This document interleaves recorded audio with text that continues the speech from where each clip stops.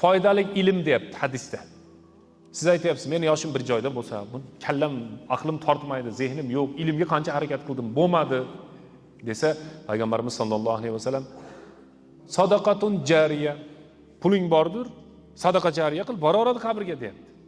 Faqatgina ilm olgan qabriga borib turib, ilmsiz odam qabri to'xtab qoladi degan ma'no chiqmayapti. Hamma toifaga Alloh taolo aytayapti. Ilmun yuntafa'u bihi, foydali ilm. Endi biz Muhammad Sodiq, Muhammad Yusuf bo'lolmayapmiz. Chubaq hoji bizga kiyov bola bo'lsa ham o'ziga o'xshayapmiz yoki boshqa desa, sadaqa jariya.